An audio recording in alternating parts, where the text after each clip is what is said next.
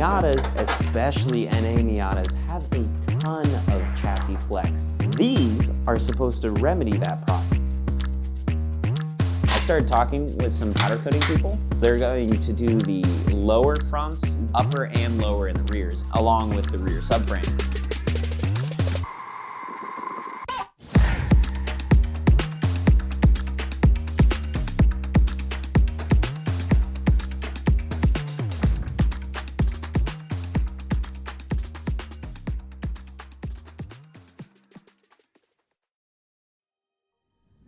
This is the video I have been waiting for a really long time now.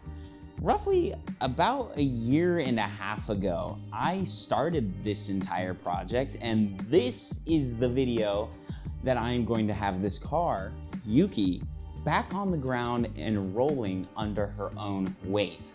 I know I said in the previous video that I wasn't gonna get these things powder coated, but after a little bit of a mental battle and looking back at the already powder coated parts that I have, I decided that it would be better off to get them powder coated and just have everything uniform and looking good when it goes back into the car.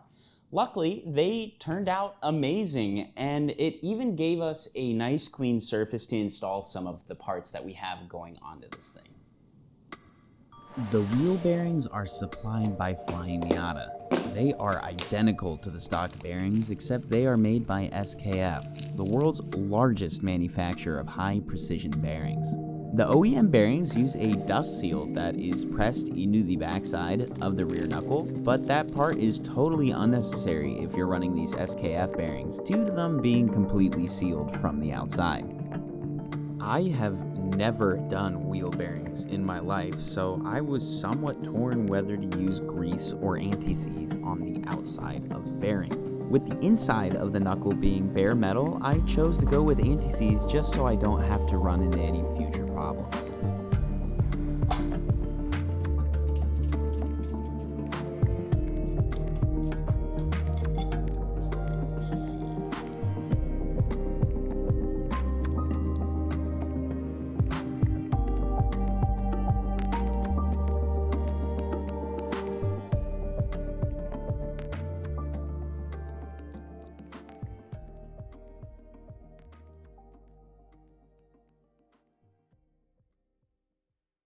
Following the bearings are the rear wheel hubs, and I decided to go with V8 Roadster. Their stock hubs are machined from 1045 billet steel and are 30% thicker than stock, reducing any chances of failures while still being somewhat lightweight for track use, coming in at 18 pounds each. I figured if these things are engineered to withstand 800 horsepower, my wishful 250 will be light work for it. The stock wheel hubs, both front and rear, are a weakness in the Miata. The hub flanges tend to wear faster and shear off when introducing higher than stock power figures paired with a thick 200 tread wear tire.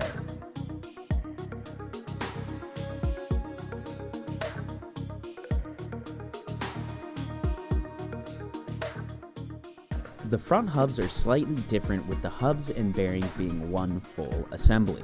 Due to hub failure being an issue, I didn't want to get an OEM replacement, though surprisingly there aren't that many aftermarket options out there. I ended up landing on Super Miata's competition front hubs. Similarly to V8 Roadster's option, the hub flanges are double the thickness compared to stock, ensuring no premature wear. All their hubs come pre-installed with ABS tone rings, but they'll fit perfectly fine in a car without ABS like mine. This should be everything needed to get Yuki back on the ground again. Now, as I'm installing everything, I'm going to take the time to clean up the sway bars that I have over there on the ground and get them in the car as well. I have to wait to torque all of the actual suspension components because the car needs to be on the ground, or at least the blocks here, supported by its own weight, because the bushings need to be in their proper position, that way that they have the correct range of motion for all of the suspension components. I already adjusted the coilovers for that 1/4 inch that we added from the subframe spacers, although I don't think the fitment is going to be anything spectacular right now because there is literally nothing in the car.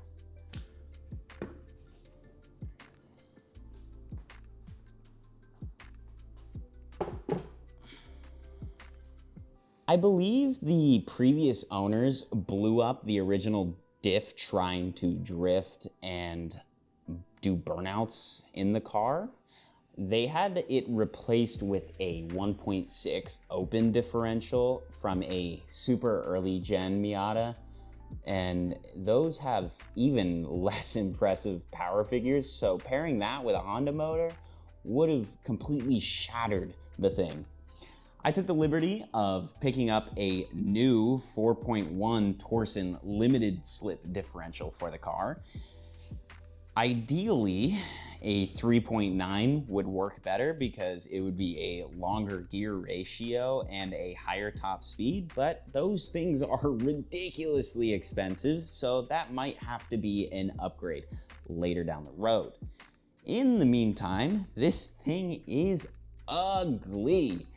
I'm gonna see if I can separate the housing here from the actual differential and just clean it up. And I picked up new axles and new axle seals for it, so I'll get those installed and hopefully have a brand new or semi-refurbished differential for when it goes back into the car.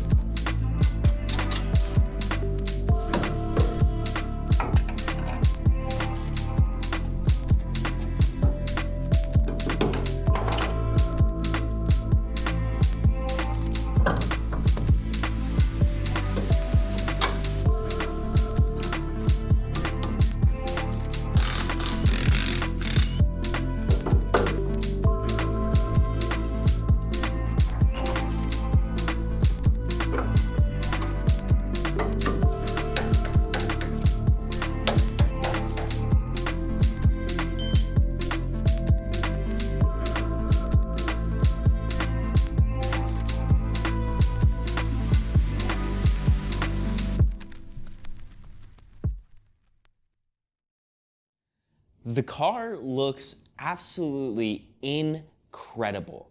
And as much as I would love to put the car on the ground, roll it out of the garage, and give it its first wash in a 1.5 years, I have no way of steering the thing. And when it comes to steering, a popular mod is to take a powered steering rack, depower it, and make it a manual rack by welding the quills on the inside, or essentially the seals, and making it a manual rack. Now, I would have done this with my previous NA steering rack, which had the lines looped and in a way made it a manual rack, but with the new tubular subframe, it requires an NB steering rack to pair with the K24 motor. Luckily, I have a solution to this problem. E-Street Racing supplies a complete depowered, race-prepped steering rack for the Miata. They are all built to spec Miata standards, and every part is fully disassembled, inspected, and replaced if needed. Any non-essential parts are removed, plugged, and the entire thing is then repacked with a new high-pressure grease. The end result is an extremely precise steering feel with less steering effort compared to an OEM manual rack.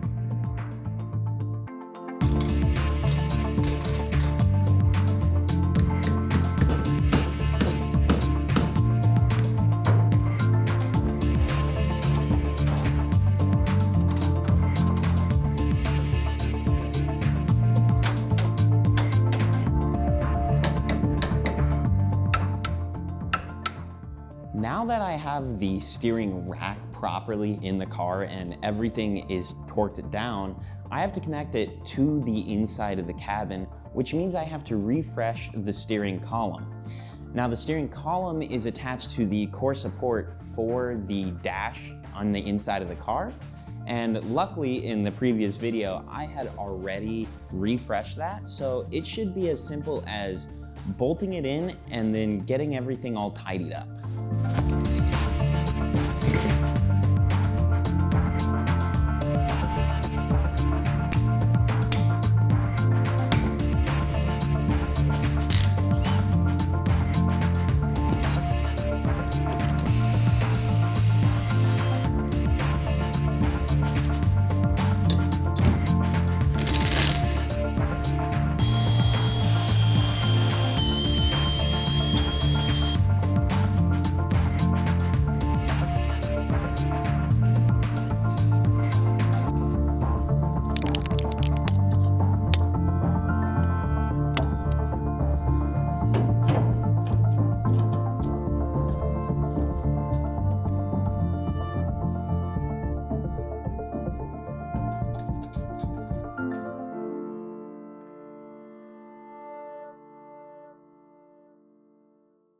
Moment of truth. Here's to putting the car down on the ground for the first time, assuming that I bolted everything in correctly and tightened it down right. Yuki is absolutely filthy after sitting in a garage that I was working in for a year and a half now, so a wash is desperately needed.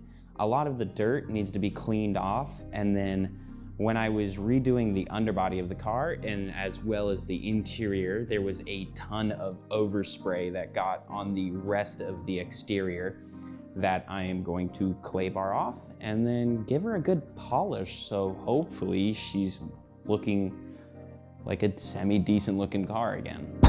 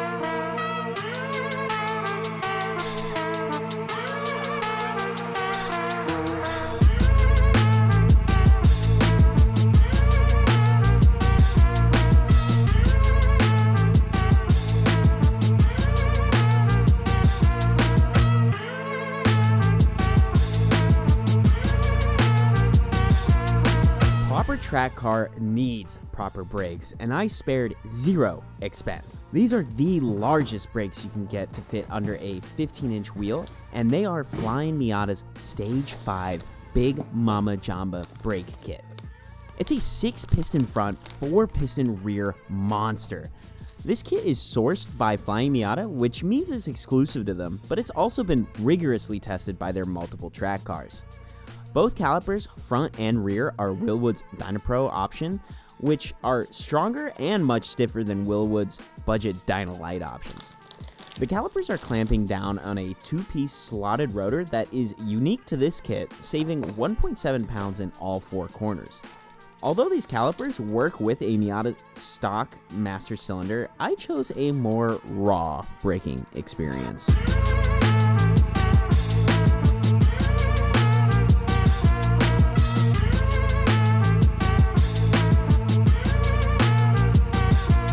Chase Bay's dual piston brake booster delete is a manual braking setup for dedicated track cars. It gets rid of the old vacuum assisted master cylinder for a more consistent and controllable braking feel. The reservoir isolates the front and rear brakes, ensuring safety in the event of any failures, while still allowing for adjustment in brake bias with the provided valve.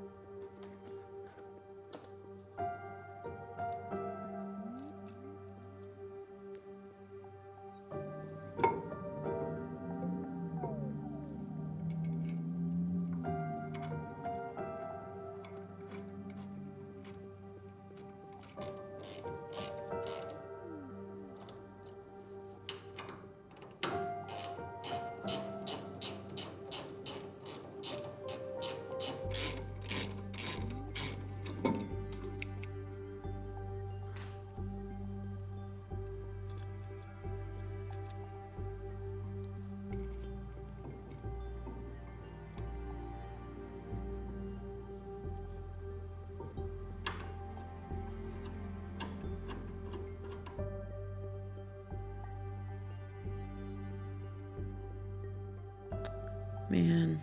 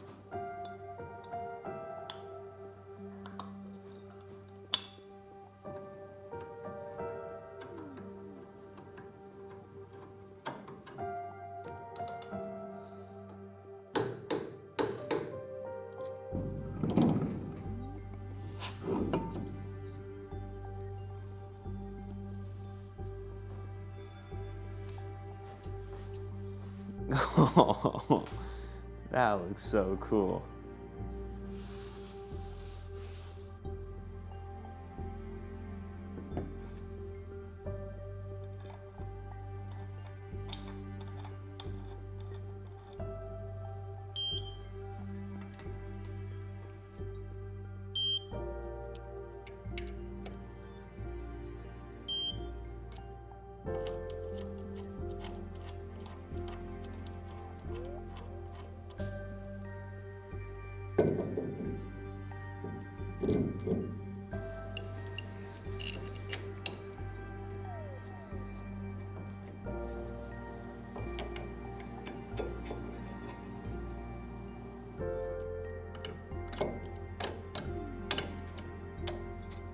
As I am finishing up everything on the braking system side of things, really the only last thing I have to do is install the master cylinder. And that can go into the car, but first I want to bench bleed it, which can be a fairly easy but messy process. Similar to bleeding brakes, all you have to do is get some rubber hosing, but instead of putting it on your brake caliper, you'll want to put it on all the outlets of the master cylinder itself and loop it back into the reservoir.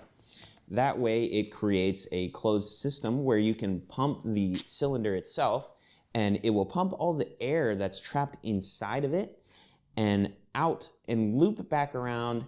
That way you're getting a constant cycle of fluid, but then you're getting all the air that's trapped inside this thing pushed out. Now, you can do this when it is in the car, except you're gonna be pumping for a really long time, and it gets kind of difficult to get all of the air out of the cylinder, especially when it disperses out to each individual caliper. You're gonna be pumping for eternity. So I'm just gonna do it now because brakes aren't really something that I wanna be lazy with on a dedicated track car like this.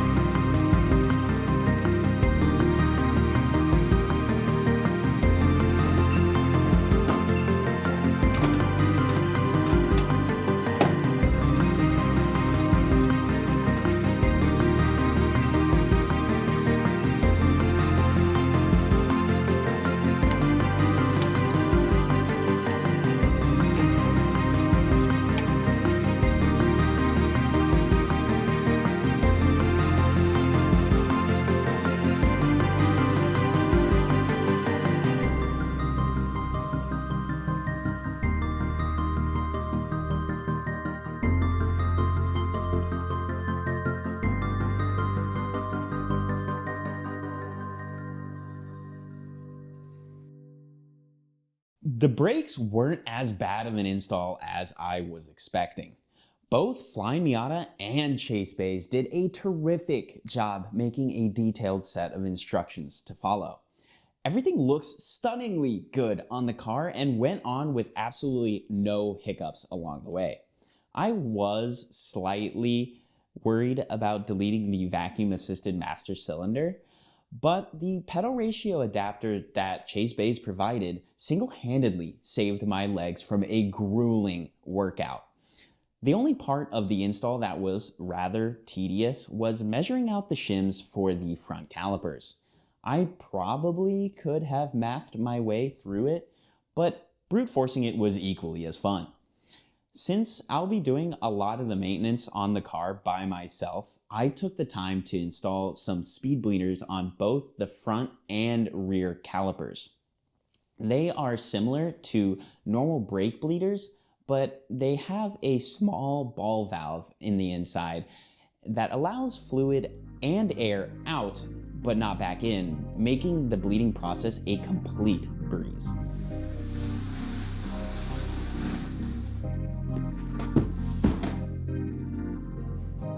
Now that Yuki has the inner workings of a properly set up track car, she needs to be set up aerodynamically as well. And what better way to do that than slapping a giant wing on the back?